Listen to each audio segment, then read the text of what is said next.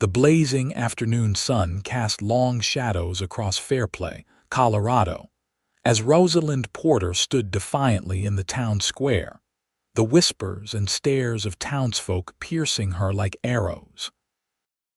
It wasn't her fiery red hair or her stubborn green eyes that drew their ire, but the men's trousers she wore boldly beneath her riding coat as she dismounted from her chestnut mare. "Indecent," hissed Mrs. Holloway, the banker's wife, loud enough for all to hear. "Absolutely indecent for a woman of breeding." Rosalind straightened her back, pretending not to hear as she secured her horse to the hitching post. The year was 1878, and while the nation celebrated its centennial just 2 years prior, Fairplay seemed determined to cling to traditions that chafed Rosalind like ill-fitting boots. "A lady wears skirts," another woman muttered, clutching her daughter closer as if Rosalind's clothing choice might somehow be contagious. Rosalind had arrived in Fairplay just 3 days prior, inheriting her late uncle's newspaper after his passing.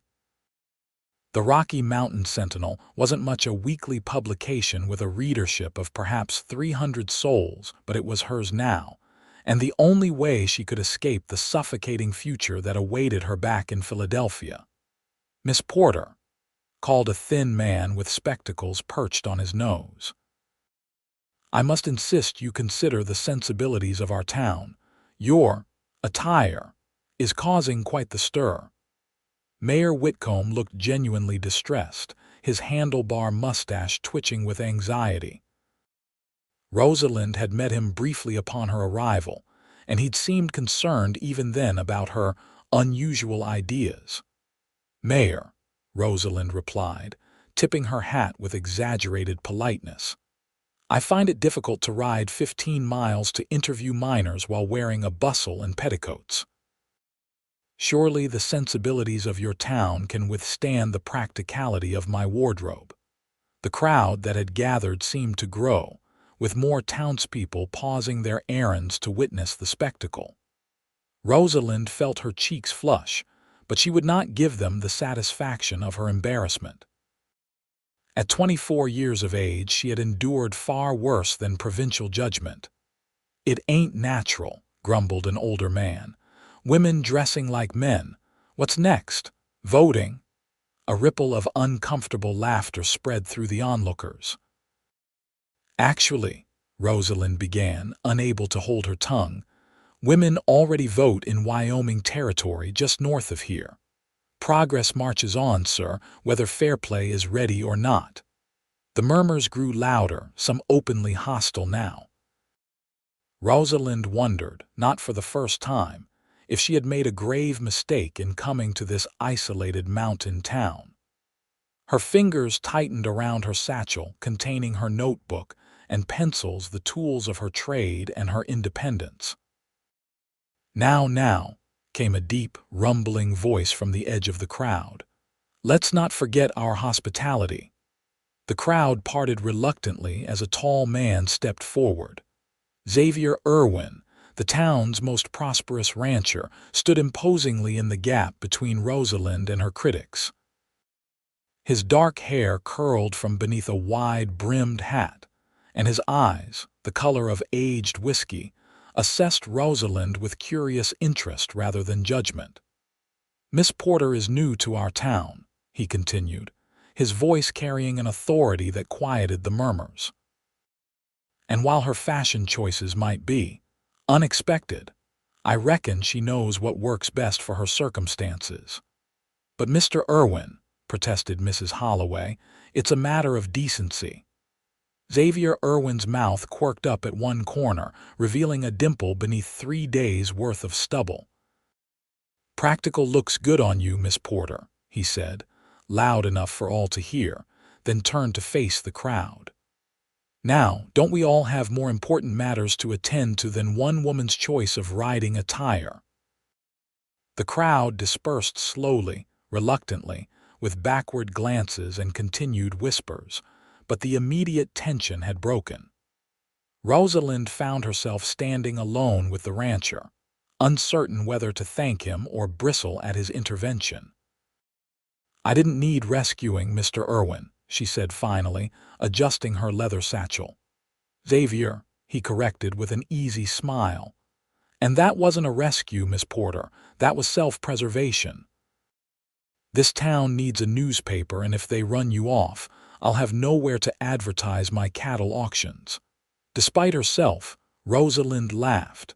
"How mercenary of you." "Entirely," he agreed, his eyes crinkling at the corners, "though I meant what I said about practicality. My sister wears trousers when she helps with the ranch work. Can't imagine her trying to muck stalls in a bustle." Rosalind studied him, surprised. "Your sister works the ranch." "Rebecca runs half of it," Xavier replied with obvious pride. "Best horse trainer in the territory, too." "You should meet her. I think you'd get along famously." For the first time since arriving in Fairplay, Rosalind felt a flicker of hope. Perhaps there were kindred spirits here after all. "I'd like that," she said, then cleared her throat, remembering her purpose. "Actually, Mr. Irwin, Xavier, I'm working on a piece about the changing economy of Fairplay, from mining to ranching. Would you be willing to answer some questions about your operation?" "Only if you'll answer some of mine," he replied, that dimple appearing again. "About what?" "About what brings a Philadelphia woman to a mountain town, wearing trousers and running a newspaper alone." Rosalind hesitated, then nodded. "A fair exchange. When would be convenient? How about dinner? Tonight at the Grand Hotel, 7 o'clock. It wasn't quite proper, dining alone with a man she'd just met, but propriety had already been sacrificed at the altar of practicality the moment she'd stepped into trousers. 7 o'clock, she agreed. As Xavier tipped his hat and walked away, Rosalind couldn't help but notice how the same townsfolk who had glared at her moments ago now nodded respectfully to him. Power and influence, she thought. That was what she needed to establish if she was going to survive here. Little did she know that dinner with Xavier Irwin would be just the beginning of a story that would change not only her life, but the very fabric of Fairplay itself. Rosalind arrived at the Grand Hotel precisely at 7, having changed into a fresh shirt but deliberately keeping her trousers. If this was to be an interview, she would present herself as she intended to be seen, a professional journalist, not a woman seeking approval. The hotel's dining room was the finest establishment in Fairplay, which wasn't saying much. Still, the white tablecloths and oil lamps created an atmosphere of attempted refinement. Several diners glanced up as she entered, their expressions ranging from shock to disapproval. Xavier was already seated at a corner table, rising when he saw her approach. Unlike the others, his expression showed only appreciation. "You came," he said, as if he'd half expected her to reconsider. "I said I would," Rosalind replied, taking the seat he offered. "I keep my promises, Mr. Irwin." "Xavier," he reminded her gently, "and I'm glad to hear it. Integrity is rare in these parts." The waiter approached, his professional demeanor slipping momentarily at the sight of Rosalind's attire before he recovered.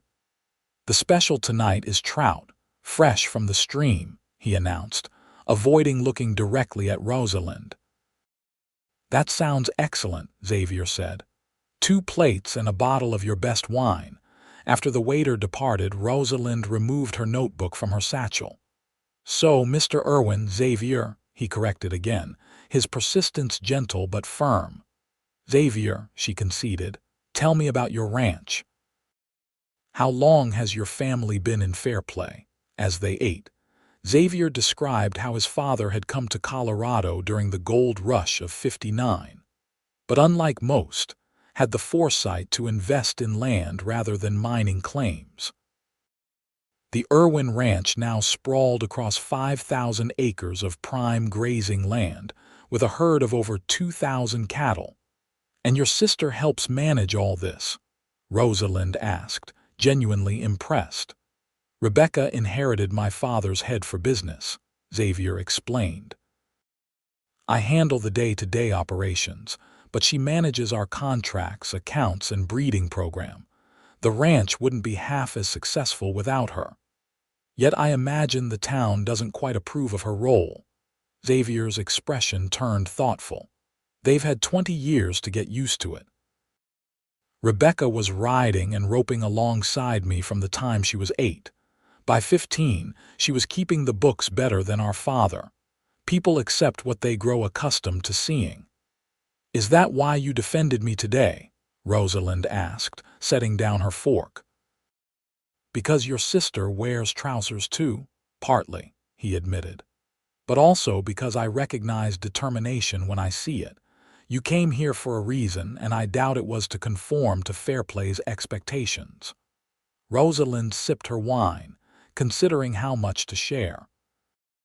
My uncle left me the newspaper because he knew no one else would give me the opportunity to write. In Philadelphia, I was offered marriage or a position as a governess. Neither option appealed. So you came to the frontier to make your own way, Xavier summarized. That takes courage. Or desperation, she countered with a wry smile. Often the same thing in my experience. Xavier leaned forward, his expression earnest. Fairplay can be stubborn about change, but it's not immovable. My father was considered scandalous for educating Rebecca alongside me. Now, several families in town send their daughters to school. Progress at a glacial pace, Rosalind murmured. Better than no progress at all. Xavier's eyes held hers. The newspaper gives you a voice. Use it.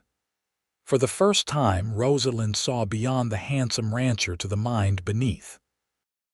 This wasn't just a man being kind to a newcomer. He genuinely believed in change, in possibilities. I intend to, she said softly. Their conversation continued long after the plates were cleared, ranging from local politics to literature to the future of the West. By the time Xavier escorted her to the newspaper office, where she had taken up residence in the small apartment above, Rosalind realized she had conducted very little of her planned interview and revealed far more about herself than she'd intended. "Thank you for dinner," she said, standing at the door to her building. "Though I'm afraid I've failed to get much material for my article." "Then you'll just have to interview me again," Xavier replied with that disarming smile. "Perhaps you'd like to visit the ranch. Meet Rebecca and see our operation firsthand." The invitation seemed genuine, professional even, yet Rosalind couldn't ignore the flutter in her chest at the prospect of seeing him again. "I'd like that," she said. "For the article, of course." "Of course," he echoed, though his eyes suggested he understood the undercurrent between them as well as she did.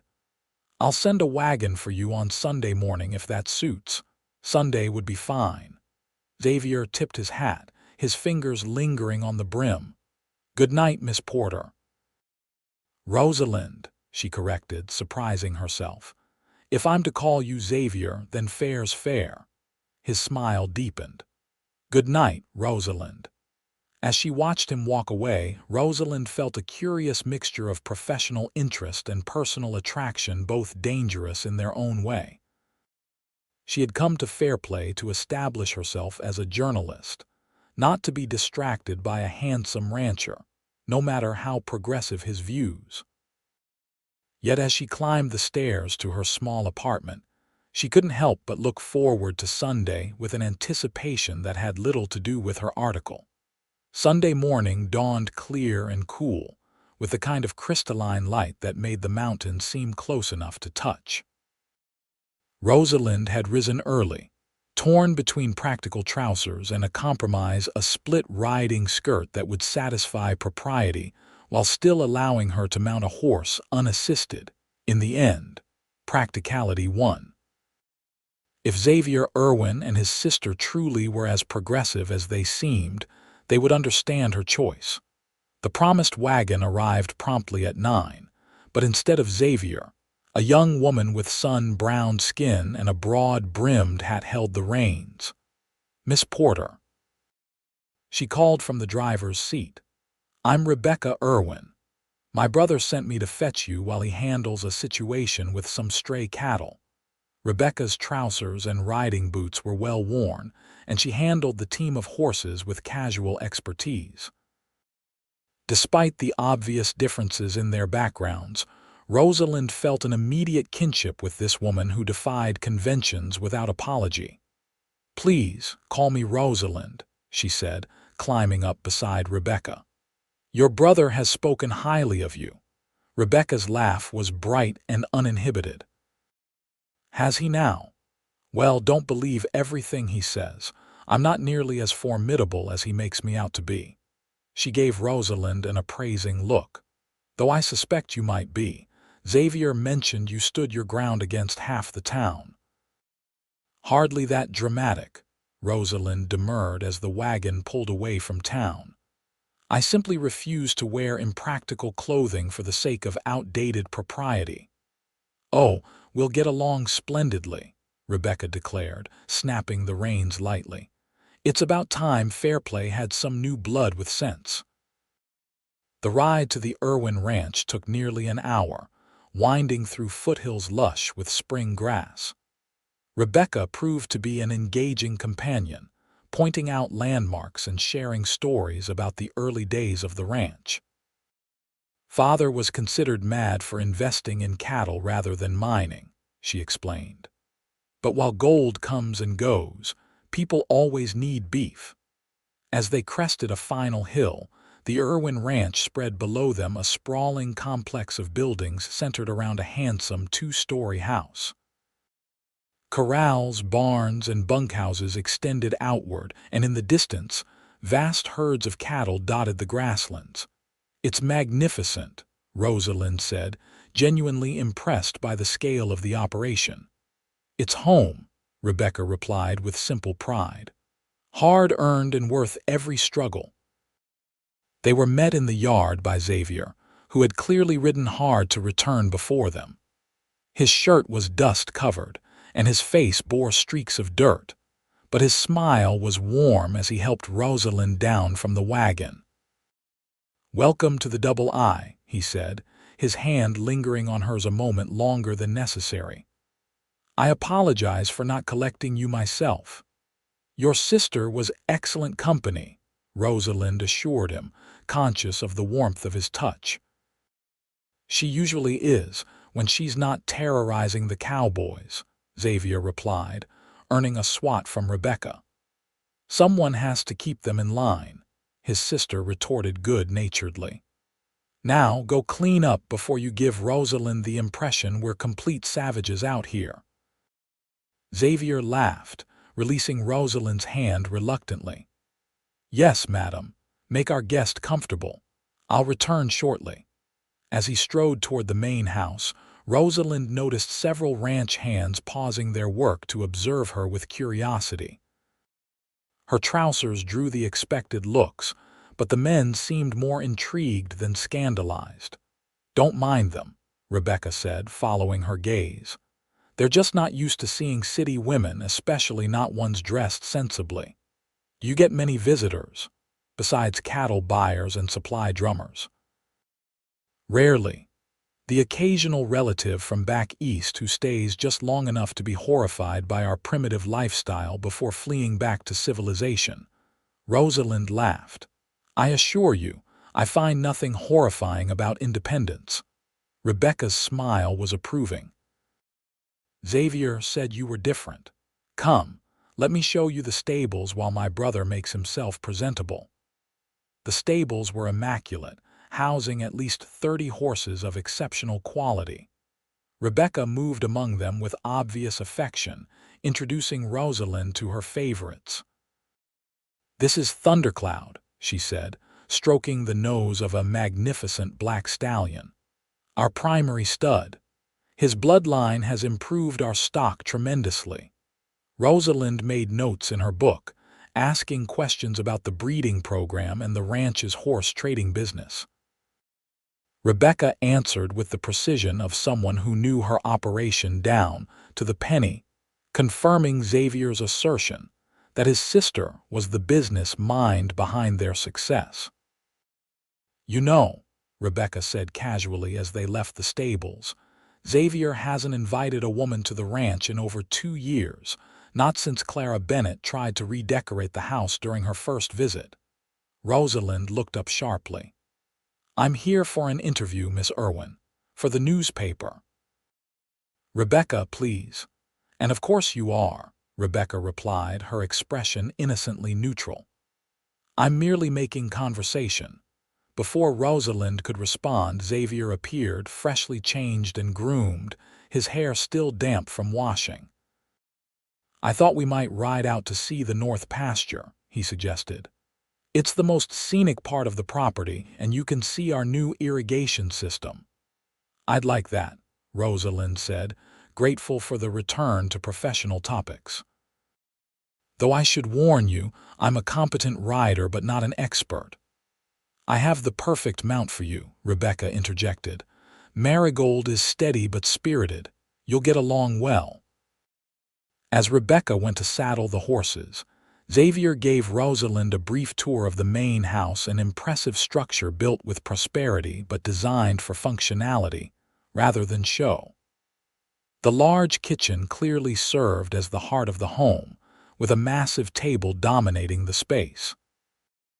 "We feed the hands here during roundup and winter months," Xavier explained. "Rebecca believes a well-fed crew is a loyal crew." "She seems to have an excellent grasp of management," Rosalind observed. "Better than mine," Xavier admitted without a trace of resentment. "I understand cattle and land. Rebecca understands people and numbers. Together, we make one competent rancher." His humility was unexpected and oddly appealing. Most men of Rosalind's acquaintance would sooner die than acknowledge a woman's superior abilities, let alone a sister's. When they returned to the yard, Rebecca waited with 3 saddled horses. Marigold, a dappled gray mare, regarded Rosalind with intelligent eyes. "She's beautiful," Rosalind said, approaching the horse slowly. "And practical," Rebecca added with a meaningful glance at Rosalind's trousers. "No side-saddle nonsense required." Xavier helped Rosalind mount, his hands strong and sure at her waist. Once she was settled, he swung effortlessly onto his own horse, a powerful chestnut gelding. "Ready?" he asked, his eyes bright with enthusiasm. For the next 2 hours, they rode across the sprawling ranch, Xavier and Rebecca alternating in explaining their operation. Rosalind filled pages of notes, genuinely fascinated by the complexity of the enterprise and the forward-thinking approaches the siblings employed. "Most ranchers still resist rotating their herds," Xavier explained as they paused atop a ridge overlooking a lush valley. "But we've found it preserves the grassland and reduces disease." "Xavier read a paper by some professor back east," Rebecca added. "Implemented the whole system based on theory, much to our foreman's dismay. 3 years later, our yields were up 30% while our neighbors were struggling with depleted grazing land." "You're scientists as well as ranchers," Rosalind observed. "We're survivors," Xavier corrected gently. "Out here, innovation isn't luxury, it's necessity." As they rode back toward the ranch house, dark clouds gathered suddenly over the mountains, a common afternoon occurrence in the high country. "We should hurry," Rebecca said, frowning at the sky. "Spring storms can turn violent quickly." They urged their horses to a faster pace, but the storm moved with incredible speed. Within minutes, lightning crackled across the darkened sky, followed by deafening thunder. Marigold shied nervously, and Rosalind struggled to maintain control as the first heavy raindrops began to fall. "There's a line shack just over that rise," Xavier called over the rising wind. "We can wait it out there." They galloped toward the shelter, rain now falling in blinding sheets. By the time they reached the small cabin, all 3 were drenched to the skin. Xavier dismounted first, quickly securing the horses under an adjacent lean-to before helping Rosalind down. Her hands were numb with cold, her clothing plastered to her body as they hurried inside the simple one-room structure. Rebecca immediately set to work building a fire in the small stove, her movements efficient despite her dripping clothes. "There are some dry blankets in that trunk," she told Xavier, who retrieved them quickly. "Here," he said, handing one to Rosalind. "You're shivering." "I'm fine," Rosalind insisted, though her teeth chattered betrayingly. "You're frozen," Rebecca contradicted, coaxing flames from the kindling. "Mountain storms are nothing like your Philadelphia rain. The temperature can drop 20 degrees in minutes." Reluctantly, Rosalind wrapped the rough wool blanket around her shoulders.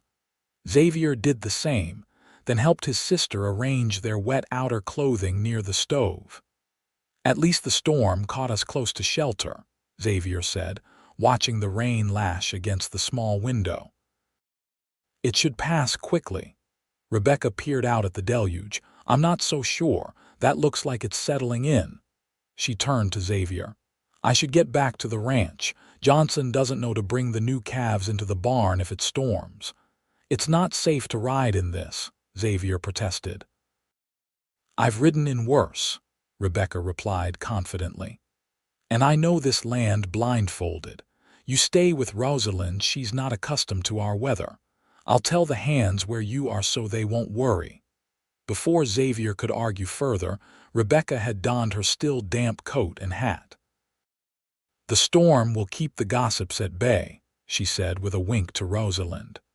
"But for propriety's sake, I'll send one of the older hands back with dry clothes once it's safe to travel." With that, she was gone, leaving Xavier and Rosalind alone in the suddenly quiet cabin. The only sounds were the crackling fire and the rain hammering on the roof. "Your sister is quite remarkable," Rosalind said, breaking the awkward silence. "She's fearless," Xavier agreed, stoking the fire. "Always has been. It used to terrify our father. But not you." Xavier considered the question. "I've learned to trust her judgment, even when I don't agree with it. She's rarely wrong about important things." Something in his tone made Rosalind wonder what important things Rebecca had been right about recently. The thought was interrupted by a violent shiver that coursed through her despite the blanket. "You need to get out of those wet clothes," Xavier said, concern evident in his voice. "That would hardly be appropriate," Rosalind replied stiffly. "Neither is pneumonia," he countered. "Look, I'll turn my back. There's a dry shirt in that cabinet. It's clean, meant for emergencies. You can wrap the blanket around your waist like a skirt." When she hesitated, he added gently, "I promise on my honor, Rosalind, I'm not trying to compromise you. I'm trying to keep you from getting ill."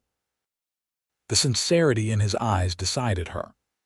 "Turn around," she instructed, and he immediately complied, facing the wall with numb fingers. Rosalind unbuttoned her sodden shirt, letting it fall to the floor with a wet slap. Her underthings were also damp, but she left them on, reaching for the promised dry shirt and slipping it over her head. It was enormous on her frame, reaching almost to her knees. "I'm decent," she said, once she'd arranged the blanket around her waist. Her wet trousers puddled on the floor. Xavier turned, relief crossing his face when he saw color returning to her cheeks. "Better. Much," she admitted, surprised by how much warmer she felt already. "Thank you." He nodded, then busied himself hanging her wet clothes near the stove alongside his coat and vest. His own shirt clung to his broad shoulders, still damp but apparently not enough to concern him. An uncomfortable awareness settled between them alone, partially undressed, in a remote cabin with a storm raging outside. It was the stuff of scandalous novels, not the professional interview Rosalind had planned. "Perhaps we should continue the interview," she suggested, reaching for her damp satchel. "To pass the time." Xavier smiled, seeming to appreciate her attempt to restore normality. Of course. What else would you like to know? For the next hour, as the storm continued unabated, Rosalind asked detailed questions about the ranch's operations, the challenges of the cattle market, and Xavier's vision for the future. He answered thoughtfully, revealing a mind that was both practical and forward-thinking. Most ranchers are content to ship their cattle east and accept whatever price the markets offer, he explained. We're establishing direct contracts with butchers and restaurants in Denver and even Chicago. Cutting out the middlemen increases our profits by nearly 20%. Rebecca's idea, Rosalind guessed. Mine, actually, he replied with a modest smile, though she implemented it far better than I could have. As the conversation flowed, their initial discomfort faded. Xavier stoked the fire periodically, and Rosalind found herself relaxing despite the impropriety of their situation. "May I ask you something personal?" Xavier said during a lull in their discussion. Rosalind hesitated. "You may ask. I may not answer." He accepted this condition with a nod. "What really brought you to Fairplay?" Inheriting a newspaper seems a fortunate circumstance, but not enough to bring an educated woman from Philadelphia to a mining town. The directness of the question caught her off guard. Most people accepted her simplified explanation without probing deeper. "You're right," she admitted finally. "The newspaper was opportunity, but not my only motivation." She took a deep breath. "In Philadelphia, I wrote for the women's pages of the Inquirer under a pen name. When the editor discovered I was female, he refused to publish my more serious pieces. My uncle knew of my ambitions and left me the Sentinel in his will, much to my parents' dismay. They didn't approve of your move west. They didn't approve of my refusal to marry the banker's son they'd selected," Rosalind replied with a bitter laugh. "A woman of 24 should be grateful for any proposal, according to my mother, especially one with my difficult personality and inappropriate interests." Xavier's expression darkened. "Your parents sound remarkably like some of the close-minded folk in Fairplay." "They meant well," Rosalind said, surprising herself by defending them. "They simply couldn't understand why their social standing and my potential marriage weren't enough for me." "And what would be enough?" Xavier asked softly. "What does Rosalind Porter want from life?" The question, asked with such genuine interest, deserved an honest answer. "To write stories that matter," she said slowly. "To be judged by my work, not my gender. To build something that's entirely my own." She looked down at her hands. "Is that so unreasonable?" "Not unreasonable," Xavier replied. "Uncommon, perhaps. Brave, certainly." He leaned forward, his eyes intent on hers. "But not impossible, Rosalind, especially not here. In Fairplay," she asked skeptically. "Where women in trousers cause public outcry, on the frontier," he corrected. "Where people are judged more by what they contribute than by how they conform. Yes, there are those who cling to Eastern sensibilities, but they're fighting a losing battle. The West changes people, Rosalind. It changed my father. It will change Fairplay too."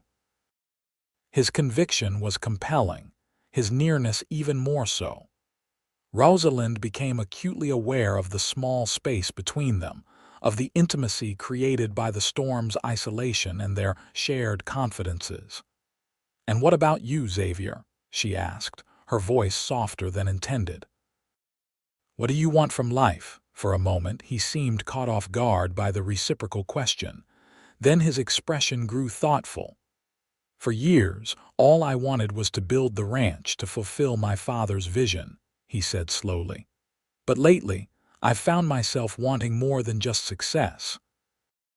His eyes met hers.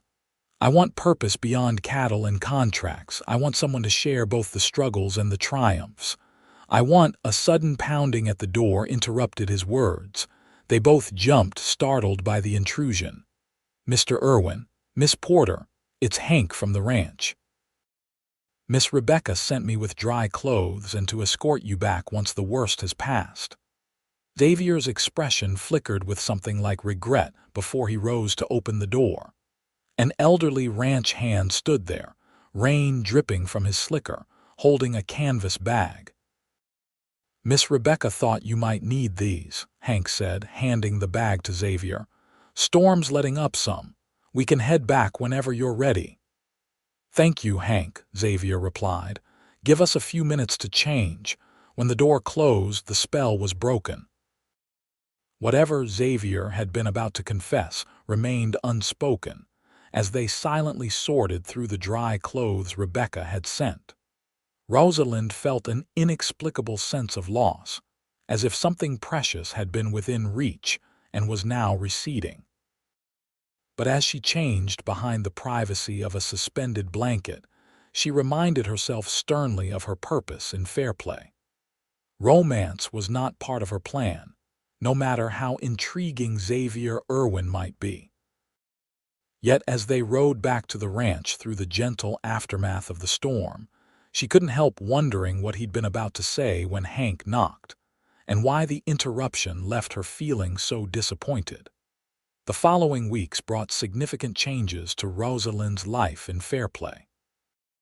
Her article about the Irwin Ranch, published in the next edition of the Sentinel, was met with unexpected enthusiasm from readers. What she had intended as a straightforward piece on ranching economics became something more, a portrait of innovative thinking and frontier adaptation that resonated with the community. More importantly, it established her credibility as a serious journalist, not merely a woman playing at running a newspaper. Subscription renewals increased, and several businesses that had been hesitant to advertise now approached her with ready cash. Her friendship with Rebecca Irwin blossomed as well. The rancher's sister became a regular visitor to the newspaper office, bringing gossip, encouragement, and the occasional invitation to dinner at the ranch. "You've made quite an impression on Fairplay," Rebecca remarked one afternoon as she perched on the edge of Rosalind's desk. "Mrs. Holloway actually nodded to you in the Mercantile yesterday. I nearly fainted from shock." Rosalind laughed, setting down her editing pencil. "Progress indeed. Next she'll speak to me directly, perhaps by Christmas." "Sooner, if you continue publishing such excellent editions," Rebecca replied, gesturing to the layout Rosalind was preparing. "Xavier saved every copy of your mining regulation series. He's become quite the advocate for safer conditions since reading them." The mention of Xavier sent an unwelcome warmth through Rosalind's chest. Since their afternoon in the line shack, their interactions had been cordial but somehow more distant. He came to town regularly on ranch business but rarely visited the newspaper office, and when they did speak, their conversations remained carefully impersonal. Rosalind told herself this was for the best. Whatever momentary connection they had shared during the storm had been circumstantial, not substantial. Yet she couldn't deny a pang of disappointment whenever she saw him riding through town without stopping to say hello. "Speaking of my brother," Rebecca continued, a too innocent expression on her face, "he's hosting a barbecue at the ranch this Saturday. A spring celebration for all the hands and neighbors. You should come." "I'm not sure that would be appropriate," Rosalind hedged. "I'm still something of an outsider." "Nonsense. Half the town will be there, including the mayor and his priggish wife. Your absence would be more conspicuous than your presence." Rebecca's eyes twinkled. "Besides, you can wear your scandalous trousers and call it journalistic research." Despite her reservations, Rosalind found herself agreeing. "I suppose I could write a piece about community traditions." "Excellent," Rebecca clapped her hands. "I'll send the wagon for you at noon." After Rebecca departed, Rosalind stared unseeing at her layout pages, wondering if she had just made a terrible mistake. Large social gatherings inevitably highlighted her status as an unmarried woman alone in a frontier town, a position that invited both pity and speculation. More concerning was the prospect of spending an entire afternoon in Xavier's company. She had almost convinced herself that her attraction to him was meaningless, a product of isolation and shared danger during the storm. Seeing him in his element, among his friends and neighbors, would surely confirm that their brief connection had been nothing more than momentary circumstance. Yet when Saturday arrived, Rosalind found herself spending unusual care on her appearance. While she defiantly chose her best pair of trousers, she paired them with a feminine blouse of deep blue that complemented her eyes. Her red hair, normally twisted into a practical knot, she arranged in looser curls that framed her face. Rebecca arrived personally with the wagon, her smile knowing as she assessed Rosalind's appearance. Very nice, the perfect balance of professional and pretty. I'm attending as a journalist, Rosalind reminded her, though the heat in her cheeks belied her words. Of course you are, Rebecca agreed with transparent insincerity. And I'm driving this wagon because we couldn't spare a ranch hand. The Irwin ranch was transformed when they arrived.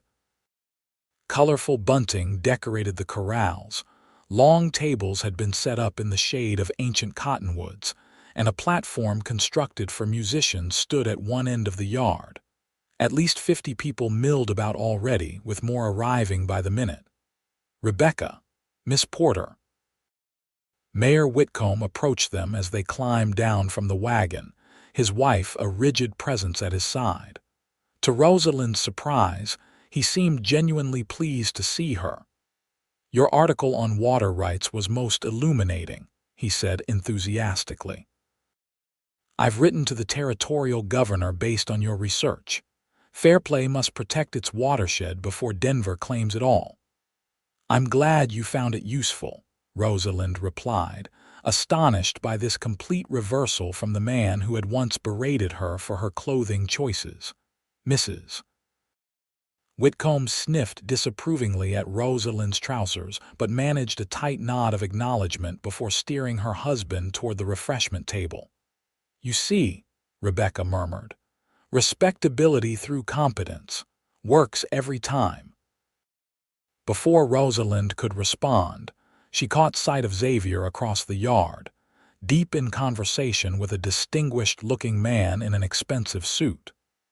As if sensing her gaze, Xavier looked up, their eyes meeting briefly before he excused himself and made his way toward them. Rosalind, he greeted her with a warm smile that made her pulse quicken traitorously. I'm glad you could come. Thank you for having me, she replied, striving for a casual tone. It looks like half the county is here. A rancher's social capital is measured by his barbecue attendance, he said with a laugh. Or so our father always claimed. Rebecca snorted inelegantly. He just enjoyed showing off. Speaking of which, I see the Dawsons arriving with their unmarried son in tow. I'd better rescue him before Mother Dawson corners you again. As Rebecca departed, an awkward silence fell between Rosalind and Xavier. He looked handsome in a crisp white shirt and black vest, his usual working clothes exchanged for finer materials, though the style remained practical. Would you like a tour? He offered finally. Most of our guests have seen the ranch, but you've only visited once. I'd like that, Rosalind agreed, grateful for the suggestion. As Xavier led her beyond the immediate festivities, pointing out recent improvements and explaining the ranch's operations, Rosalind found herself relaxing in his company. Their conversation flowed naturally, his knowledge of ranching matched by her genuine curiosity. The new breeding barn is my particular pride, Xavier said as they approached a large, well-constructed building set apart from the other structures. We're experimenting with selective breeding techniques that could revolutionize cattle production. Inside, the barn was immaculately clean, with separate stalls for prize bulls and a central area equipped with specialized equipment Rosalind didn't recognize. Rebecca's record-keeping system tracks bloodlines back 5 generations, Xavier explained, showing her a complex chart on one wall. We can predict with remarkable accuracy which pairings will produce the hardiest calves. It's fascinating, Rosalind said sincerely. You're applying scientific principles to an industry most consider purely practical. Why can't it be both? Xavier countered, his eyes lighting with enthusiasm. The best innovations come from combining theory with experience.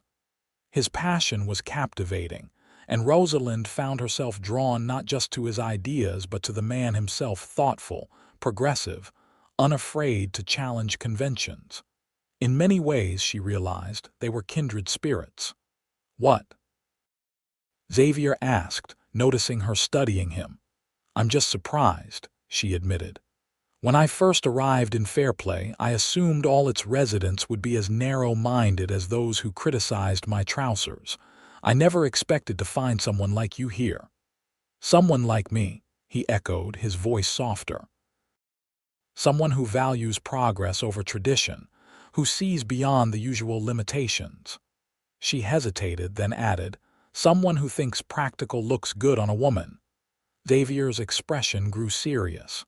Rosalind, he began, taking a step toward her. There's something I've wanted to tell you since the day of the storm. There you are.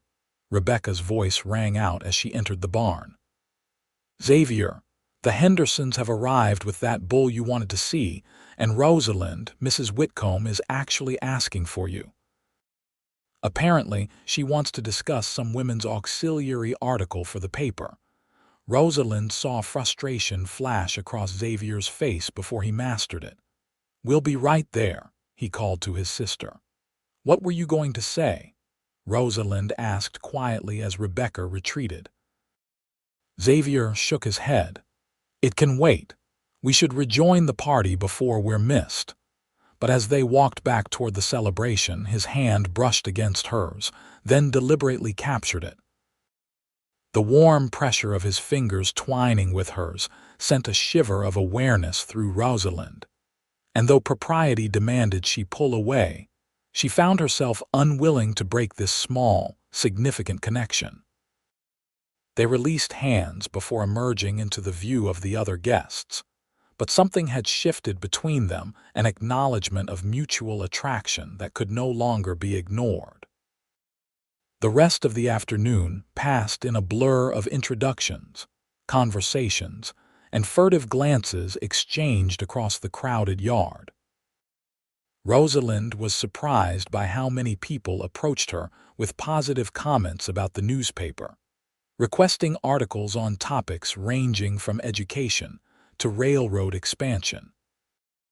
By the time the musicians began to play and couples formed for dancing, Rosalind felt a genuine sense of belonging she hadn't experienced since arriving in Fairplay. When Xavier appeared at her side to request a dance, she accepted without hesitation. People are watching, she murmured as his hand settled respectfully at her waist for a waltz. Let them, he replied simply. They've been waiting weeks for this anyway. For what? For confirmation of their suspicions that the progressive rancher and the trouser-wearing newspaperwoman are sweet on each other. His directness startled a laugh from her. Is that what we are? Sweet on each other? Xavier's eyes held hers as they moved in perfect rhythm to the music. I can only speak for myself, but yes, Rosalind, I am very sweet on you indeed. The simple declaration, spoken without pretense or artifice, touched her more deeply than any flowery profession could have. This was Xavier's way, honest, straightforward, without games or hidden meanings. I find myself thinking of you far more often than is reasonable, she confessed quietly. But Xavier, I came to Fairplay to establish myself professionally. Romance wasn't part of my plan. The best things in life rarely are planned, he replied, but that doesn't make them any less valuable. As the music ended, he kept hold of her hand a moment longer than necessary. May I call on you properly, tomorrow afternoon? The request was both traditional and significant, a public declaration of intent that would set Fairplay's gossips ablaze, but would also establish clear parameters around their relationship. Yes, Rosalind said, surprising herself with how easily the acceptance came. I'd like that very much. His smile was radiant. Until tomorrow, then. Later, as Rosalind rode back to town in the wagon beside a suspiciously pleased Rebecca, she found herself contemplating how drastically her expectations had changed in just a few short weeks. She had come to Fairplay seeking independence and professional respect, never imagining she might also find a man whose values so closely aligned with her own. "You're awfully quiet," Rebecca observed as they approached town. "Having second thoughts about your brother?" "No." Rosalind shook her head. "But about how to balance what I came here to do with, whatever this might become." "Yes." Rebecca's expression softened with understanding. "You know, when our mother died, Father could have sent me east to school like most men would have done with a daughter. Instead, he taught me to keep books and negotiate contracts." She glanced at Rosalind. "He said the right partner doesn't make you choose between your ambitions and your heart. They find ways to help you achieve both. Your father sounds like a remarkable man." "He was," Rebecca agreed. "And Xavier is very much his son." She winked at Rosalind. "Though don't tell him I said so. His head is quite big enough already." As the wagon stopped in front of the newspaper office, Rebecca squeezed Rosalind's hand. "Just remember, practical looks good on both of you." The following day, Xavier arrived at precisely 2 o'clock, bearing a small bouquet of wildflowers and wearing an expression of such earnest anticipation that Rosalind felt her carefully constructed reservations beginning to crumble. "These are beautiful," she said, accepting the flowers and inviting him inside. "Though I'm afraid the gossips will have a field day seeing you enter my quarters unchaperoned." "Let them talk," Xavier replied with a dismissive wave. "Half the town saw us dancing yesterday. Besides, we're both well past the age where such concerns should matter." He had a point. At 24 and 30, respectively, they were hardly impetuous youths. Still, Rosalind was acutely aware that her reputation affected not just her personal standing but the credibility of her newspaper. "I've brought something else as well," Xavier added, producing a folded document from his pocket. "A proposal of sorts, though perhaps not the kind you might expect." Curious, Rosalind unfolded the paper to find a detailed business prospectus. "The Fairplay Publishing Company," she read aloud.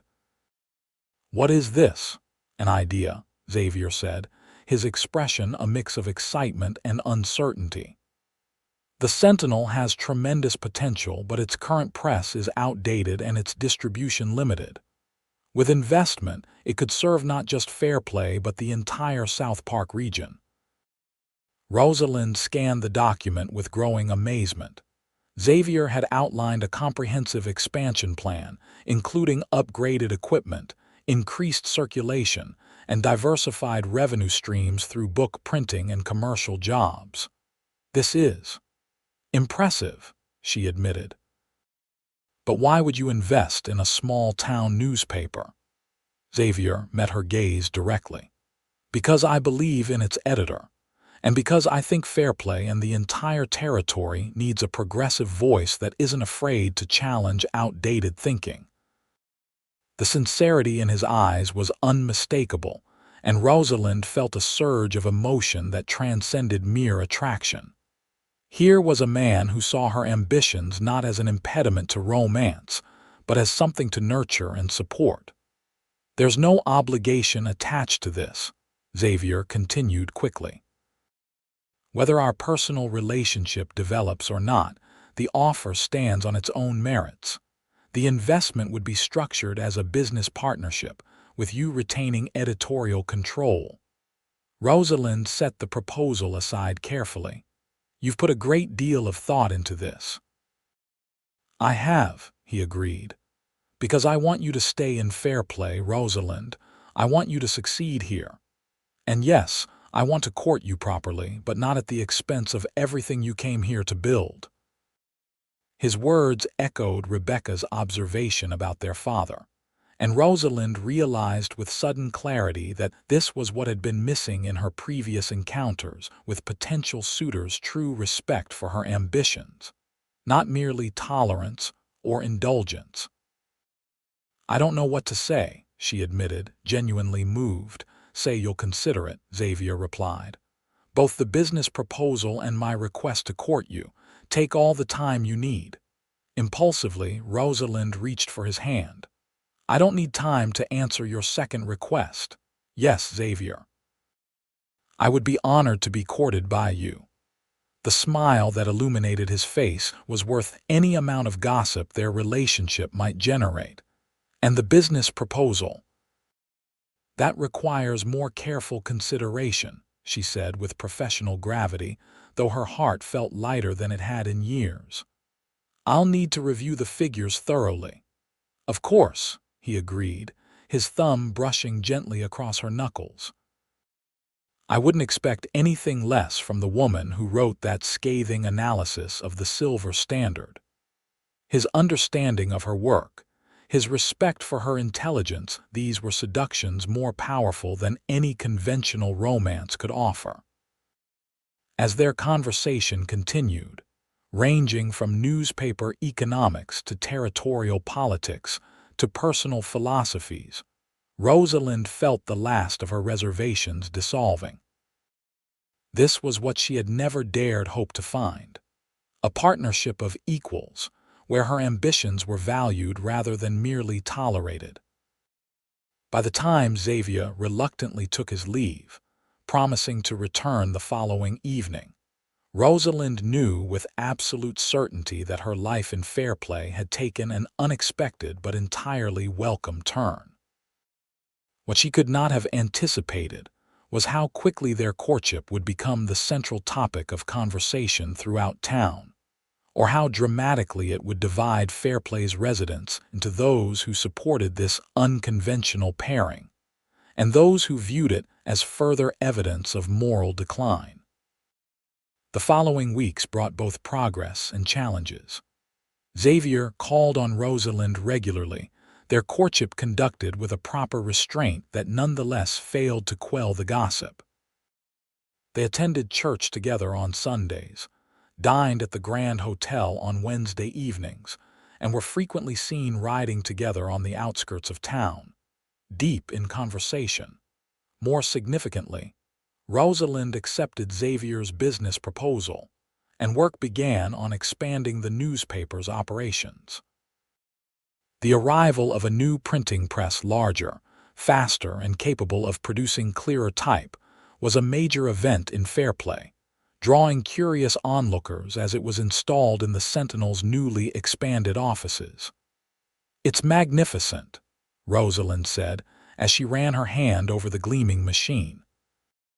"I can print 8 pages now instead of 4, and with half the effort."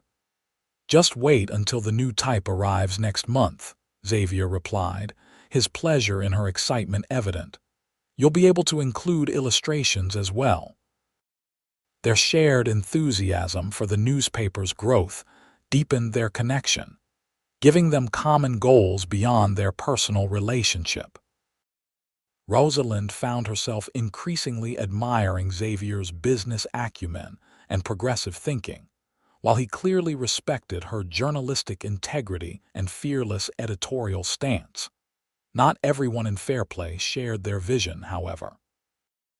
As the Sentinel's influence grew, so did the opposition from more conservative elements in town.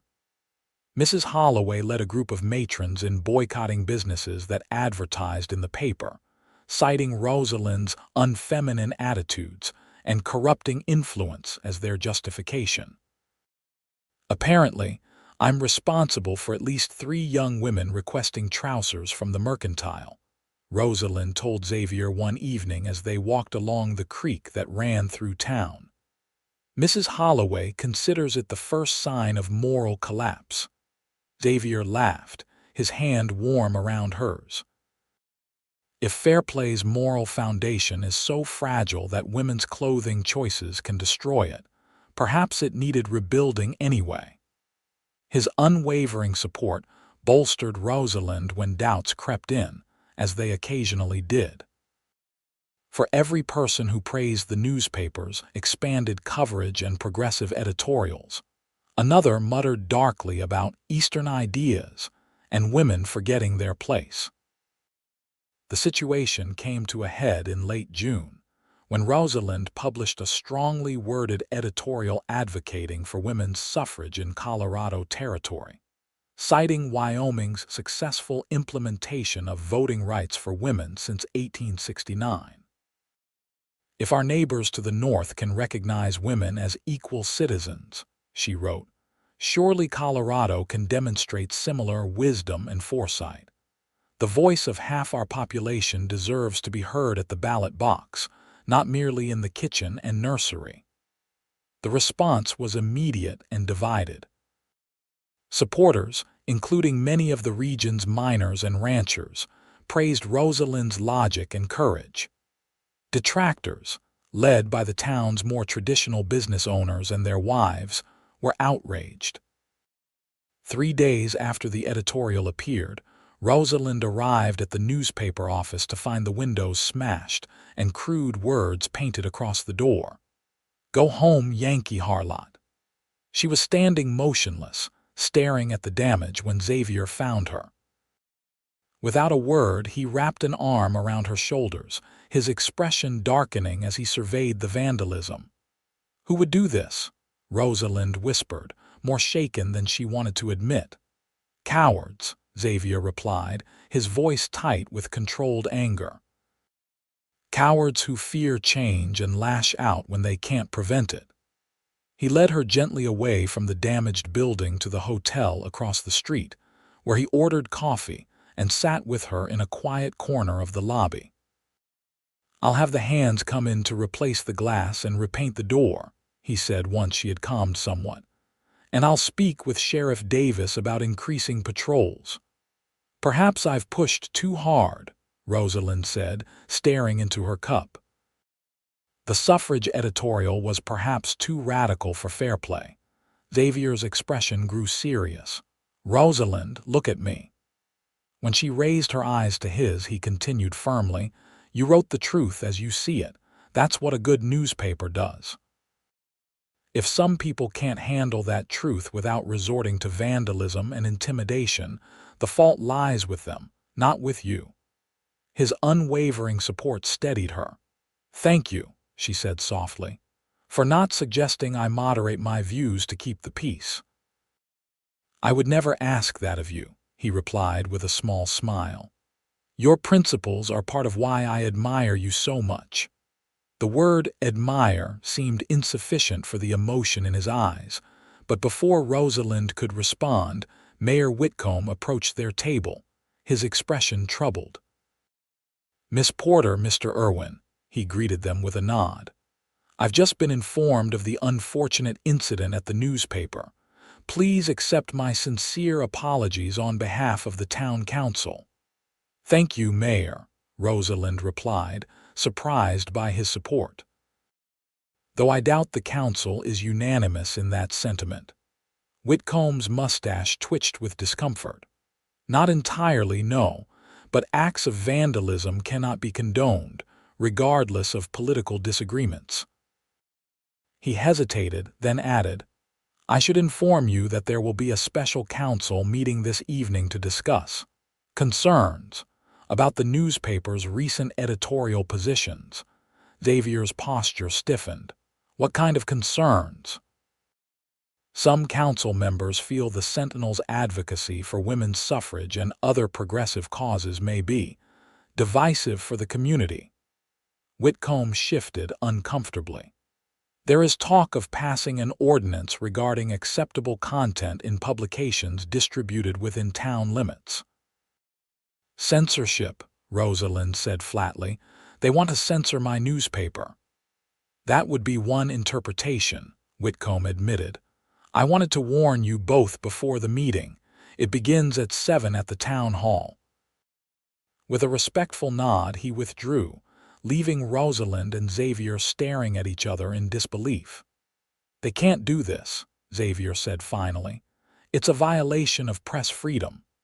They can try, Rosalind replied, a new determination replacing her earlier distress. But I won't make it easy for them. That evening, the town hall was packed to capacity. It seemed all of Fairplay had turned out for what promised to be a contentious meeting. Rosalind and Xavier arrived early, securing seats near the front, while Rebecca joined them minutes later, her expression thunderous. I've rallied every progressive rancher and miner I know, she whispered. They understand that restricting the press is just the beginning. What's next? Limiting who can own property. Who can run a business? Her support heartened Rosalind, but as she looked around the room, she saw many hostile faces among the crowd. This would not be an easy battle. Mayor Whitcomb called the meeting to order precisely at 7, looking distinctly uncomfortable with his role. We are gathered to discuss a proposed ordinance regarding standards for published materials in Fairplay, he announced. Councilman Fletcher will present the proposal. George Fletcher, owner of the town's largest mercantile and a notorious traditionalist, rose with an air of smug authority. Recent publications within our community have promoted ideas that many citizens find objectionable and contrary to public morality, he began. The proposed ordinance would establish a review committee to ensure that materials distributed in Fairplay meet community standards of decency and propriety. A murmur ran through the crowd as Fletcher outlined a draconian system that would effectively give a committee of respected citizens veto power over any published content they deemed inappropriate. When he finished, Whitcomb asked, "Are there any citizens who wish to address the council on this matter?" Rosalind stood immediately, conscious of all eyes upon her. "Mr. Mayor, members of the council, citizens of Fairplay," she began, her voice clear and steady despite her racing heart. "The proposal before you tonight strikes at the very foundation of our democratic principles. Freedom of the press is not a luxury or a privilege to be granted at the whim of those in power. It is a fundamental right guaranteed by our Constitution." As she spoke, passionately defending press freedom and warning of the dangers of censorship, she saw heads nodding in agreement throughout the room. Not everyone, certainly, but enough to give her hope. "Finally," she concluded, "I would remind the council that progress cannot be stopped by ordinance or decree. Wyoming Territory has already granted women the vote. Other territories and states will follow. Will Fairplay position itself on the right side of history, or will it attempt to silence those who advocate for inevitable change?" When she sat down, Xavier squeezed her hand in silent support, his pride evident in his expression. Others rose to speak, some supporting the ordinance, others opposing it with equal vigor. The debate grew heated at times, revealing deep divisions within the community. Finally, Xavier stood to address the council. His commanding presence silenced the room immediately. "I am not a newspaperman," he began, his deep voice carrying to every corner of the hall. "I am a rancher, a businessman, and a citizen who believes that Fairplay's strength lies in embracing progress rather than fearing it. The Sentinel provides our community with information, perspective, and yes, sometimes challenging ideas. Without such challenges, we stagnate." He paused, his gaze sweeping the room. "Many of you know my father built our ranch from nothing. succeeding where others failed because he wasn't afraid to try new approaches, to question conventional wisdom. That same spirit of innovation and independent thinking is what the West was built on. Are we now going to abandon it because some ideas make us uncomfortable? His words resonated with many in the audience, particularly the ranchers and miners who valued independence above all else. When he finished speaking, the applause was substantial, though not universal. After several more speakers, Mayor Whitcomb called for a vote among the council members. The tension in the room was palpable as hands were raised and counted. By a vote of 4-3, Whitcomb announced finally, the proposed ordinance is rejected. A cheer went up from Rosalind's supporters, while Fletcher and his allies scowled in defeat. As the meeting adjourned, people surrounded Rosalind and Xavier, offering congratulations and support. "You were magnificent," Xavier told her when they finally had a moment alone outside the town hall.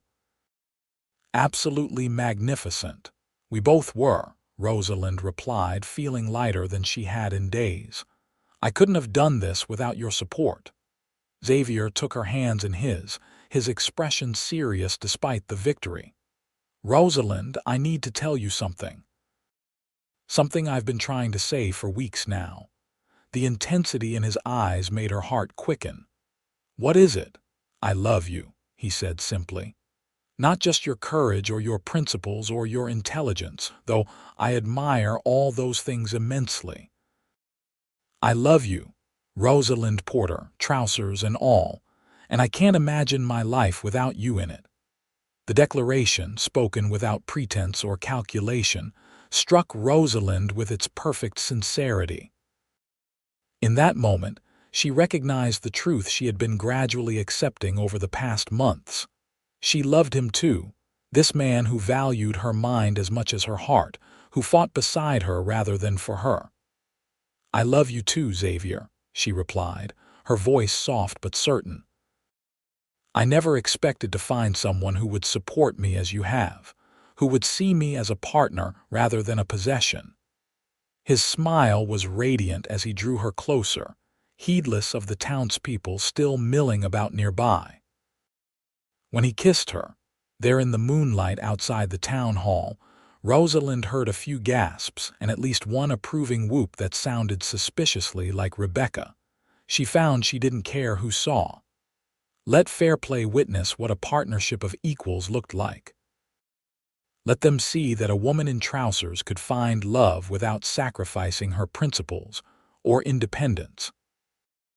As they walked back toward the newspaper office, hand in hand, Xavier spoke of the future of expanding the Sentinel's reach, of building something meaningful together, of showing fair play and beyond that progress and tradition could coexist.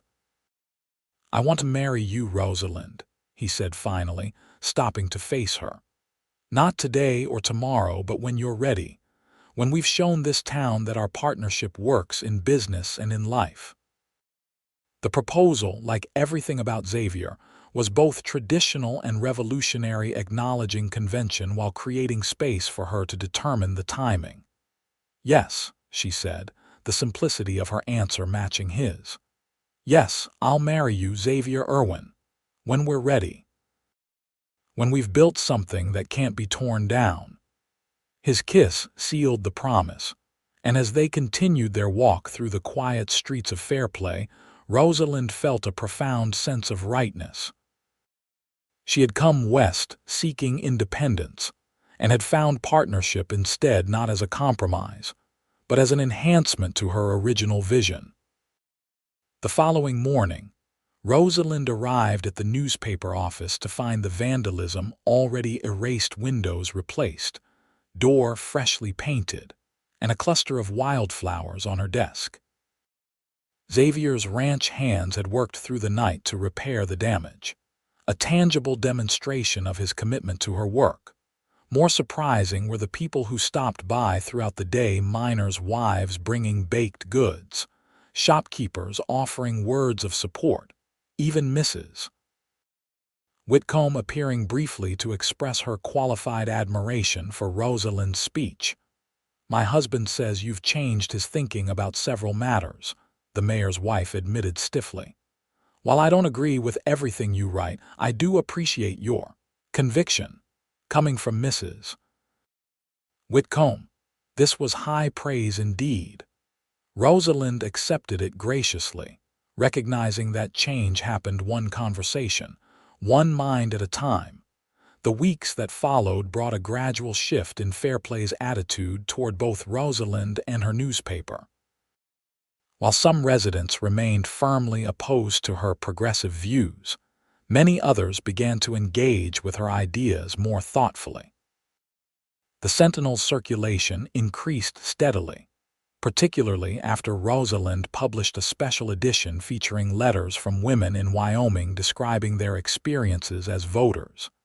Xavier proved to be not just a supportive partner, but a valuable business associate as well.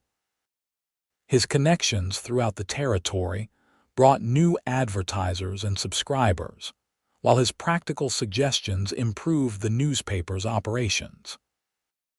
Together, they expanded the Sentinel from a weekly to a twice-weekly publication, hiring 2 assistant typesetters and a dedicated advertising manager. Their personal relationship deepened alongside their professional collaboration. Xavier courted Rosalind with a refreshing combination of traditional gestures and progressive attitudes.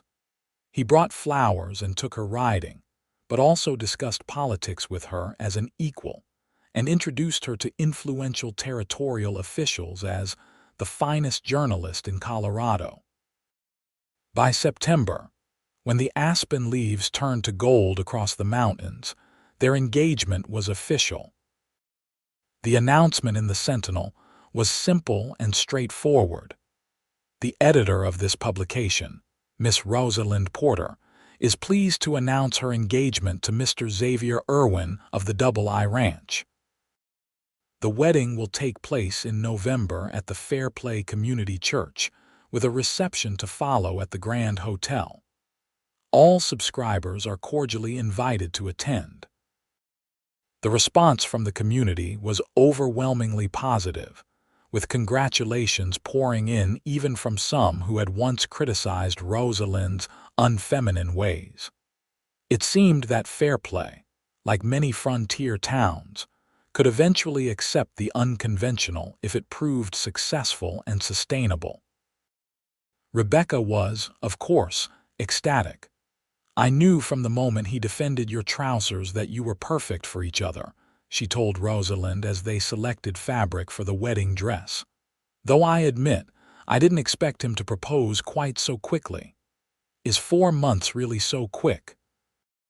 Rosalind asked, admiring a rich blue silk that would make a practical dress she could wear again, unlike traditional white. "For Xavier, it's practically impulsive," Rebecca replied with a laugh. "He spent 2 years deciding which breeding bull to purchase last spring." Their wedding preparations reflected the same practical, progressive approach that characterized their relationship. Rosalind designed invitations that doubled as keepsake editions of the Sentinel, complete with the story of how they met. Xavier arranged for a special train to bring guests from Denver, including several territorial officials and newspaper editors with whom Rosalind had established professional correspondence. Most significant to Rosalind was the letter she received from her parents, who had been cool to the news of her engagement until Xavier took the unprecedented step of traveling to Philadelphia to meet them in person. "Your Mr. Irwin is unlike any man we have encountered," her mother wrote. "His manners are impeccable, his business acumen impressive, and his respect for your work appears entirely genuine. Your father and I have revised our opinion of your Western adventure and will attend the wedding with sincere pleasure." The day before the wedding, Rosalind worked at the newspaper office until mid-afternoon, finalizing the next edition before taking a few days' honeymoon. As she locked the door, She turned to find Xavier waiting, holding the reins of two saddled horses. "I thought we might ride up to Silver Heels Peak," he suggested. "One last adventure before we're officially partnered for life." The mountain trail was steep but rewarding, leading them to a promontory with spectacular views across the South Park Basin. As they dismounted to rest the horses, Xavier produced a small package from his saddlebag. "A wedding gift," he explained, handing it to Rosalind. "I wanted to give this to you privately, without the whole town watching." Inside the package, Rosalind found a beautifully crafted silver belt buckle, engraved with her initials and the image of a printing press. "It's beautiful," she said, running her fingers over the intricate design. "But why a belt buckle?" Xavier's smile held both amusement and tenderness. "For your trousers, of course. The very trousers that first caught my attention and revealed your practical nature. I wanted you to have something that celebrated your uniqueness rather than asking you to change it." The thoughtfulness of the gift brought tears to Rosalind's eyes. How different Xavier was from the men she had known in Philadelphia, who had viewed her independence as a flaw to be corrected rather than a strength to be cherished. "I have something for you as well," she said, reaching into her own saddlebag. "Though it's not as beautiful." She handed him a slim leather portfolio containing several sheets of paper. As Xavier read the top document, his expression shifted from curiosity to amazement. "Rosalind, this is the deed to the newspaper building and articles of incorporation for Porter Irwin Publishing Company." He looked up, questions in his eyes. "I had my lawyer draw up the papers last week," she explained. "The newspaper was my uncle's gift to me, but what we've built together belongs to both of us, equal partners in every sense." Xavier's smile was radiant as he leaned forward to kiss her. The mountains and valley spread below them like a promise of the vast future they would build together. "Equal partners," he agreed when they finally parted, "in business and in life." The wedding the following day was the social event of the season in Fairplay. The small church overflowed with guests, from Xavier's ranch hands to territorial officials to Rosalind's cautiously approving parents.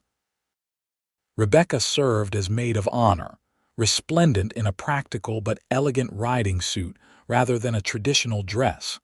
Most remarkable to Rosalind was the presence of so many townspeople who had once criticized her clothing and ideas. Mrs. Holloway sat primly in a middle pew, while Mayor Whitcomb beamed from the front row. Even George Fletcher had sent a gift, if not his actual presence.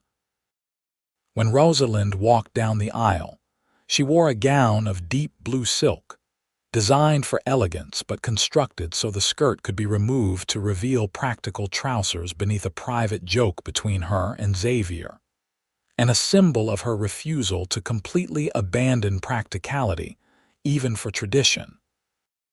Xavier waited at the altar, his expression a mixture of pride, joy, and unwavering love that made Rosalind's heart swell. As she reached him, he took her hands in his, whispering so only she could hear, "Practical looks very good on you today, my love." The ceremony was brief but meaningful, with vows they had written themselves that emphasized partnership, respect, and mutual support. When the minister pronounced them husband and wife, the cheer that went up from the assembled guests seemed to represent not just celebration of their union, but approval of the progressive partnership they symbolized. The reception at the Grand Hotel lasted well into the evening, with speeches, dancing, and a special edition of the Sentinel distributed as a souvenir. Rosalind's parents, initially stiff and uncomfortable, gradually relaxed as they witnessed the genuine respect afforded their daughter by the community she had joined. "I begin to understand your choice," her father admitted quietly as they shared a moment alone. This is a place where a person can truly build something meaningful. That's exactly why I stayed, Rosalind replied, watching as Xavier charmed a group of elderly ladies across the room. To build something that matters, with someone who values what I can contribute. Later, as they danced together as husband and wife, Xavier held her close, his voice soft against her ear. "Happy, Mrs. Irwin." "Very happy, Mr. Porter," she countered with a smile, using the hyphenated name they had agreed would appear on their joint business ventures. His laugh rumbled pleasantly against her. "Porter Irwin does have a certain ring to it." "As does Irwin Porter," she conceded. "I suppose we'll use both, depending on the circumstance. Another practical compromise." "Speaking of practical," Xavier murmured, his eyes twinkling, "when do you think we might reasonably escape our own reception? I find myself eager to begin our honeymoon." Rosalind glanced around at the still crowded room. "Another hour, perhaps." "Long enough to be proper, but not so long as to be foolish." "A perfect balance," he agreed, spinning her gracefully as the music swelled. "As with everything we do together." True to their plan, they slipped away as the celebration continued, riding in a decorated carriage to the ranch, where they would spend 2 nights before traveling to Denver for a week. The ranch hands had tactfully made themselves scarce, leaving the main house illuminated by lamplight and a fire burning welcomingly in the hearth. Later, as they lay entwined in the massive 4-poster bed that had belonged to Xavier's parents, Rosalind marveled at how far she had come from that first day in Fairplay, standing defiant in her trousers as the townspeople whispered their disapproval. "What are you thinking?" Xavier asked, his fingers tracing lazy patterns along her bare shoulder. "That sometimes the most practical decision is the one that seems most impractical at first," she replied, nestling closer to him. "Coming to Fairplay, wearing trousers, falling in love with a rancher, none of it was in my plan. And yet it all feels exactly right." She propped herself up on one elbow to look at him in the firelight. "Do you know, I think we might actually change things, Xavier, not just for ourselves but for Fairplay, for Colorado." His smile was tender as he tucked a strand of hair behind her ear. "We already have, my love. Every time you publish an editorial that makes people think, every time I defend a woman's right to dress practically, every time we show this town what a partnership of equals looks like." Rosalind knew he was right. Change happened slowly, often imperceptibly, but it happened nonetheless.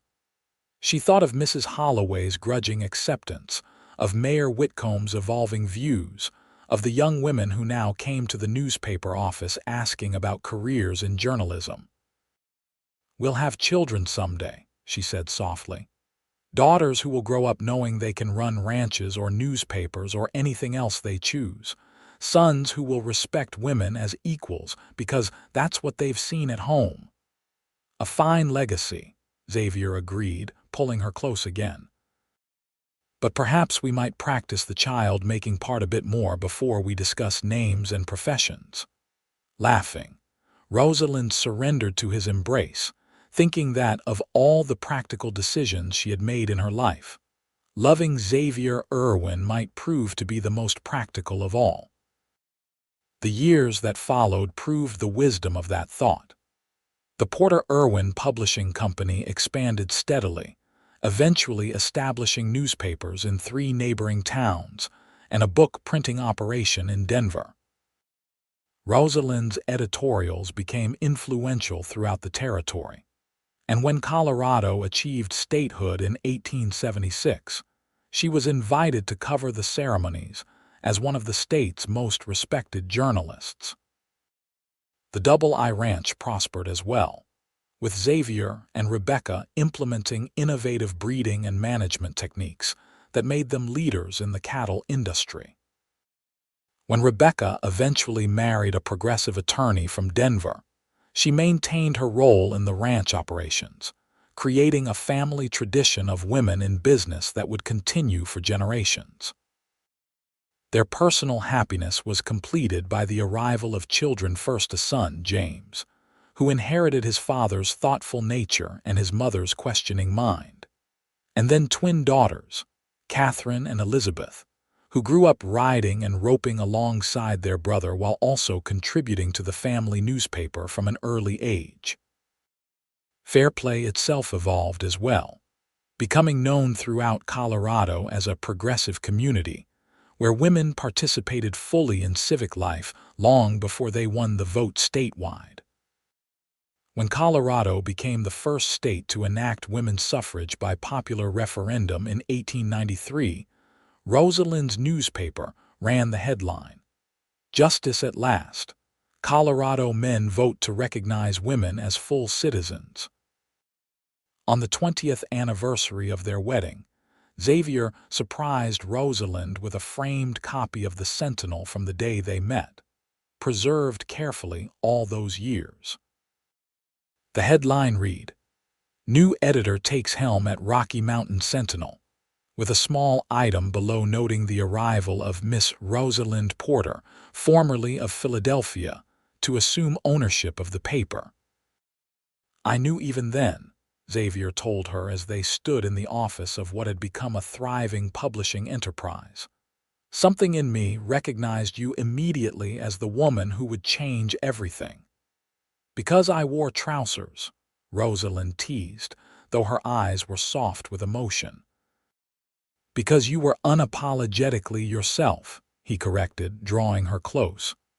"Practical, determined, brilliant. Those trousers just told me you were sensible as well as beautiful." "And all these years later?" she asked, her arms around his waist, her head resting comfortably against his chest. Xavier's laugh rumbled beneath her ear. "Practical still looks damn good on you, my love. Always has, always will." As they stood together, partners in every sense of the word, Rosalind reflected on the journey that had brought them to this moment, from scandal to acceptance, from defiance to influence, from two independent spirits to a united force that had helped reshape their corner of the world. The trousers that had once made her indecent now barely raised an eyebrow in Fairplay, where young women routinely chose practical clothing for riding and working. The newspaper that had once been threatened with censorship now won awards for its progressive journalism. The partnership that had once seemed so unconventional was now celebrated as a model for the modern West. Progress, as Xavier had once told her, couldn't be stopped by ordinance or decree. It marched forward inevitably, carried by those brave enough to challenge convention and practical enough to build something lasting in its place. Together, they had done exactly that, and would continue to do so for all the years to come.